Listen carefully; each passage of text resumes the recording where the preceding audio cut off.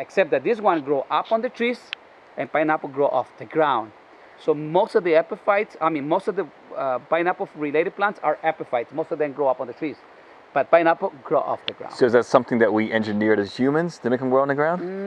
I think from the original in Hawaii, they grow on the ground. Okay. In one family of plants, you can find some plants that are epiphytes, you can find some that are parasites, and you can find some that grow off the ground. So in one family of plants, you find everything. In this case, bromeliads, most of them are epiphytes, but pineapple grow off the ground. So in the same family, you can find different things. Oh. Because they're so big. Families are so big. Even in, if we put an example in humans, I don't know how many brothers and sisters you have. We are 7 in total. We're 5. You're 5. Every single person, you are from the same father and from the same mom. And every single person have their own personality, their own way to do. It's the same with the plants. In the same family, from the same beginning, they all have different way of growing, different way to do things. Right. So it's the same idea. It's pretty much the same. So that's Bromelia. Pineapple family. Got a few more avocados in this area, so sometimes it's possible. Are they the same avocados that we eat? No. No? No, just in the same family like Same we're family. saying. Okay. Just in the Monteverde Cloud Forest, we have 79 species of avocados. Just here, 79. And we can say that none are eatable for humans. We can eat them, but they're so little. Yes. And 90% of the fruits, it's seed. Just 10% is what you can take out of it. So imagine how much work you need to do a little guacamole. How many avocados you need. So when you're saying the bird, that fruit's called abogado, right? In Spanish it's aguacate. Aguacate, A-G-U? Exactly, aguacate. In English it's avocado, because the way you pronounce it. Okay. Aguacate, or the name of the fruit, comes from the Mayans. They named the fruit aguacate. And you know what that means? Means testicle of the tree. That's what they mean with the name of this fruit. So for us, we can eat it like I'm saying, but they're too small. You need too much to eat it. It's too much seed in it, and very little flesh you can remove out of it. Yeah. What is that red berry? Where you see a red berry? Oh, that's really icy now. It's related to the cherry family. It looks like a little cherry, actually, if you look at it.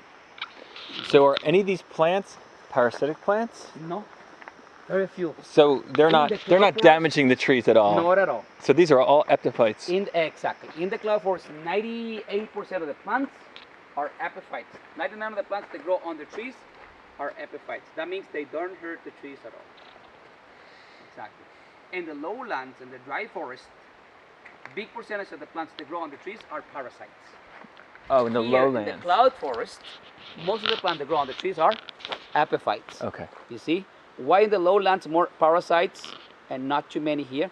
In the lowlands, there are more parasites because the weather conditions are more extremely hard to survive on it. So what the plants do? Well, I cannot take too much nutrients from the clouds, from the mist, and from the air, from the rain. I get it from my host. So they take nutrients from the trees. So it's like I survive out of you. Gotcha. Here, the conditions for plants are the best. You can see it. It's not too cold. It's not too hot. It's not raining that hard. And it's green, it's humid. It's perfect. It's perfect. So the plants can combine. They can stay together with other plants. And it doesn't have that much. They compete, but they can stay together somehow. They can tolerate, or they can survive with other plants. It's different. It's I told you, it's a very magical forest. It's very amazing. It did. Is your bird doing that? Oh, okay, so gotcha. I wasn't sure.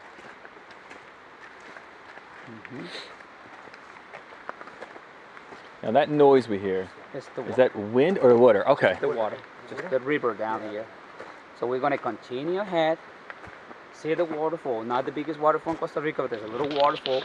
We make it back to here, to this point right here, and we take another trail. So from here we're gonna do a loop, but from here to the waterfall we go and come back on the same trail. Which one? The one that I look at the movie. Remember the flower you asked me for right back here? Yeah. That's what we call the red shrimp. You can see the shape of the flower. Look, a little shrimp. And that shape is perfect for hummingbirds. How many will come, stick the bills in, and take some of the bone in the front head, and that's how they pollinate the flowers. So it's like a little tube, like a little tubular flower. Here we call it red shrimp flowers. Many people sometimes, I have heard it, they say orchid flowers. I don't know what they see in orchids on that plant, but they say orchid flowers. But it doesn't have any relation to the orchids. See, we were here before. The first sign we saw, now we're here. This is what the waterfall here. So we have to continue, come back and take Sendero Tosi. You can see the sign right here. Tosi trail right there. And that's the one we're going to take back later. Okay. Very easy. You can get lost on the trail, on the roads like I told you before, but on the trails, no way. They're very well marked. Very easy to follow.